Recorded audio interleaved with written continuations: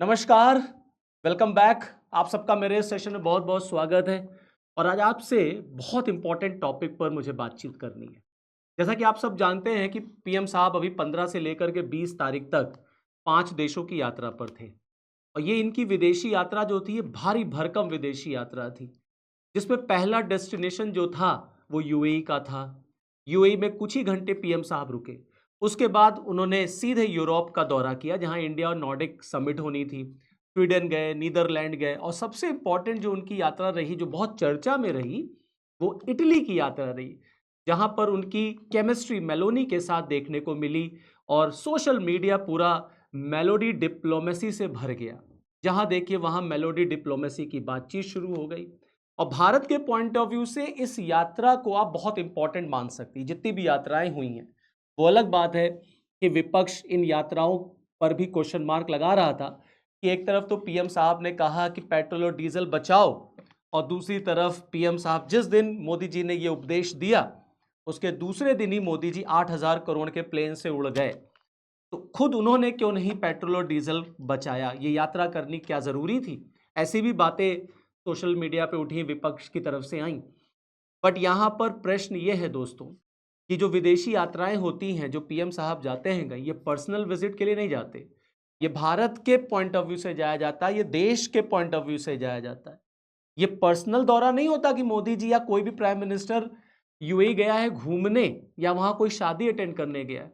जितने भी एग्रीमेंट्स हुए, अप्रोक्स 57 एग्रीमेंट्स इस 5 देशों की यात्रा पर पीएम साहब ने किए। और मिलियन डॉलर्स के इन्वेस्टमेंट प्रपोजल्स जो हैं वो भारत के लिए आएंगे। साइन हुए हैं इन्वेस्टमेंट प्रपोजल्स, जिससे देश के अंदर नौकरियां डेवलप होंगी, एम्प्लॉयमेंट जनरेट होगा, प्रोडक्शन होगा। और जो हमारा सपना है विकसित भारत बनने का, उसको हम अपने अपने सपने को पूरा कर सकेंगे। तो जो ये यात्राएं होती हैं, ये यात्राएं देश के विकास से संबंधित होती हैं, देश के डेवलपमेंट से संबंधित होती हैं।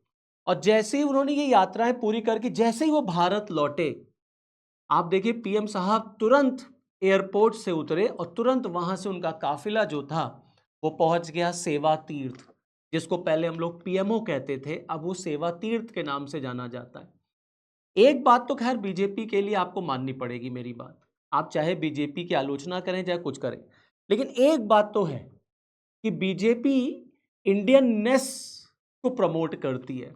जिसको कभी प्रधानमंत्री कार्यालय कहा जाता था, आज उसका नाम सेवा तीर्थ हो गया है। अब बहुत लोग इसको भी क्रिटिसाइज करते हैं, नाम क्यों बदल दिया, नाम में क्या रखा है? नाम में बहुत कुछ रखा है। नाम आपकी पहचान है, नाम आपकी आइडेंटिटी है। पहले आप अपने नाम को तो सही करिए। अगर आप अपना नाम रावण रखेंगे, तो आपके कर्म भी, आपका बिहेवियर भी, आपका एटीट्यूड भी रावण जैसा ही हो जाएगा। लेकिन अगर आप अपना नाम राम रखेंगे, तो आपके अंदर भगवान राम, मर्यादा पुरुषोत्तम राम के चरित्र आएंगे, कैरेक्टर्स आएंगे, और आप अपने राम के नाम के अनुसार काम करेंगे। इसलिए आज जब उसको सेवा तीर्थ कहते हैं, तो एक भाव उत्पन्न होता है, एक भाव पैदा होता है कि जो सरकारें हैं, they are not to rule, they are to serve, they are to govern, and they are to serve the people. ये जनता है लोकतंत्र में, जिसकी आपको सेवा करनी है, क्योंकि जनता ने आपको चुनाव जिता करके उस गद्दी पर बिठाया है कि तुम्हें मेरे लिए काम करना है।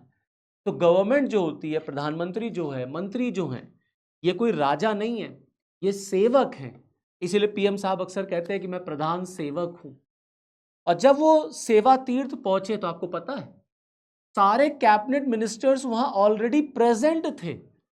सबको इन्फॉर्म कर दिया गया था कि पीएम साहब जैसे ही भारत आएंगे, कैबिनेट मिनिस्टर्स की मीटिंग लेंगे। तुरंत कैबिनेट मिनिस्टर्स की मीटिंग होगी, और सबका रिपोर्ट कार्ड, एक एक मिनिस्टर का, एक एक इंडिविजुअल रिपोर्ट कार्ड जो है वो पीएम चेक करेंगे।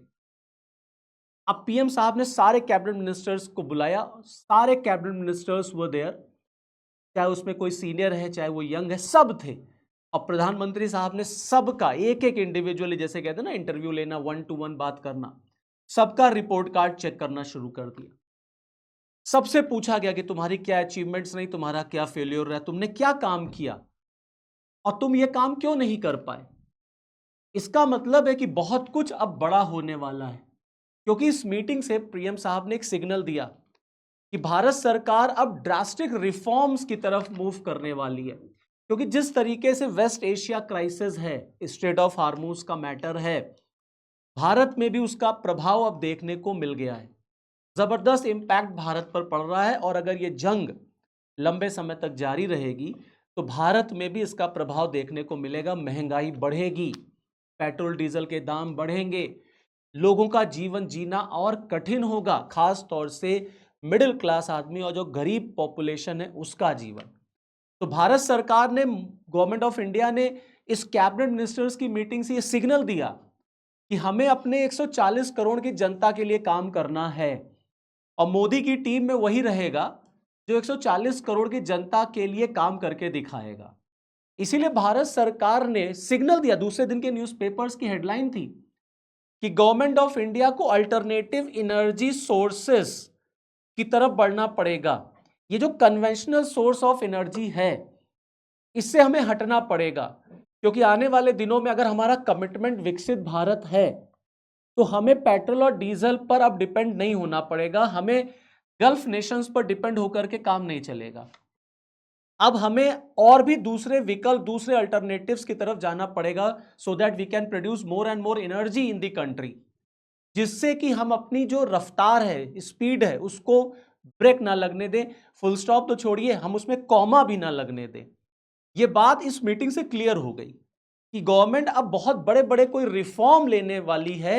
आने वाले दिनों में उस रिफॉर्म का आपको पता भी चलेगा। अभी भारत सरकार ने यह नहीं बताया कि कौन से वो रिफॉर्म लेने वाली है। पीएम साहब के स्टाइल करने, काम करने का यही स्टाइल है कि वो बहुत ड्रास्टिक रिफॉर्म्स में बिलीव करते हैं, वो ट्रेडिशनल फंक्शनिंग में बिलीव नहीं करते। अगर जरूरत है सर्जरी की तो वो दवा नहीं देंगे, वो सर्जरी करेंगे, जिससे कि इकोनॉमी को बेहतर कर सके, इस देश की जनता का जीवन जो है वो और आगे लेकर के जा सके, इस देश को वो डेवलप कर सके। ये उनकी स्टाइल है, और उनके साथ भी वही रहेगा जो उनके स्टाइल को फॉलो करेगा। तो इस मीटिंग से एक बात तो क्लियर हो गई कि that something big is going to happen, कुछ बहुत बड़ा होने वाला है। इकोनॉमिकल पॉइंट ऑफ व्यू से we can witness drastic changes in economy. दूसरी तरफ पॉलिटिकल एंगल में भी बहुत बड़ा रिफॉर्म होने वाला है, रीशफलिंग। इस मीटिंग से ये क्लियर कट इंडिकेशन चला गया कि हम बहुत तगड़ा रीशफल करने वाले हैं। कई कैबिनेट मिनिस्टर्स की कुर्सी जाने वाली है जिन्होंने परफॉर्म करके नहीं दिखाया, जिन्होंने परफॉर्म नहीं किया, क्योंकि 2027 में उत्तर प्रदेश का चुनाव है विधानसभा का। और आप सब जानते हैं कि जब लोकसभा का इलेक्शन 24 में हुआ था तो समाजवादी पार्टी ने उत्तर प्रदेश में अच्छी खासी सीटें जीती थी, और बीजेपी अयोध्या भी नहीं बचा पाई थी, जो कि वहां पर उसने राम मंदिर भी बनवा दिया था। तो अब जब उत्तर प्रदेश का विधानसभा का इलेक्शन है 27 में, तो अब जो गवर्नमेंट है वो विधानसभा के इलेक्शन को टारगेट कर रही है, क्योंकि विधानसभा का चुनाव होगा 27 में और 29 में हो जाएगा लोकसभा का इलेक्शन। तो यहां से अब प्रिपरेशन शुरू हो रही है। तो गवर्नमेंट ने, मोदी जी ने एकदम क्लियर कट मैसेज दे दिया कि जितने लोगों ने परफॉर्म किया है वही रहेगा, जिसने परफॉर्म नहीं किया उसको हट जाना है टीम से। और जितने बुजुर्ग लोग हैं, जो कैबिनेट मिनिस्टर्स हैं, जो एजेड हो गए हैं, उनको हटाइए, यंग जनरेशन को लाइए। जो यंग ब्लड है अब वो यहां पर रहेगा, वो इस टीम में रहेगा, जिससे वो परफॉर्म करके दिखाए। अगर पीएम साहब मेहनत कर सकते हैं तो उनके टीम मेंबर्स भी मेहनत करें। अब पता नहीं अब कैसे पीएम साहब, प्राइम मिनिस्टर मोदी जी को हर एक मिनिस्टर के बारे में, हर एक ब्यूरोक्रेट के बारे में पता नहीं कैसे पता रहता है, एक एक नॉलेज उनके पास रहती है। आप उनको बेवकूफ़ नहीं बना सकते कि आप सोचिए कि मीटिंग लेंगे तो आप कुछ भी बता देंगे उनको। He knows each and everything about that department.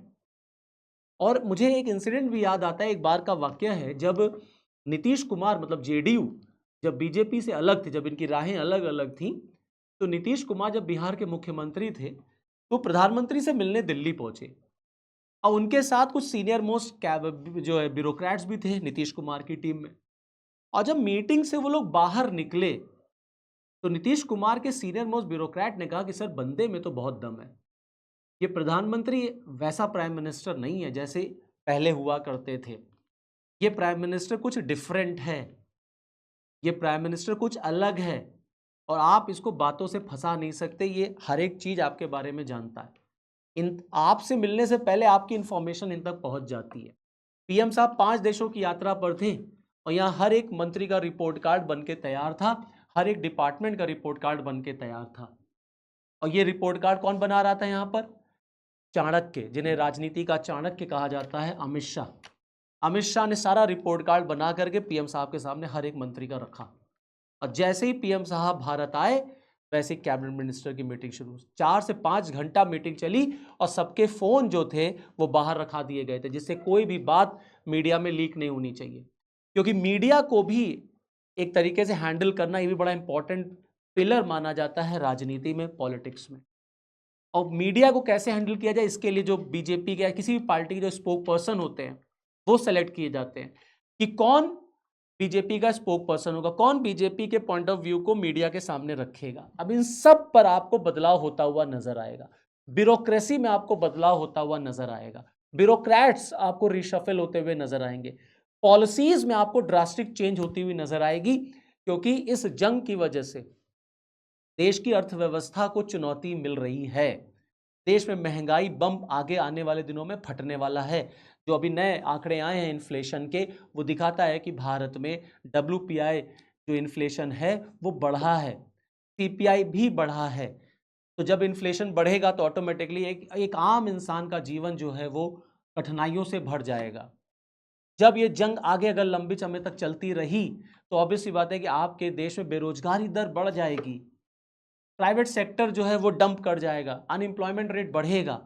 तो गवर्नमेंट ऑफ इंडिया अब इसके लिए प्रिपेयर्ड रहना चाहती है, विजनरी जिसे कहते हैं, कि हमको एक विजन जो देखना है वो हम देखें। क्योंकि जो प्रेजेंट गवर्नमेंट है, बीजेपी गवर्नमेंट जो है, ये इस देश पर आने वाले 25 से 30 साल तक शासन करना चाहती है कि कोई बीजेपी को सत्ता से हटा ना पाए।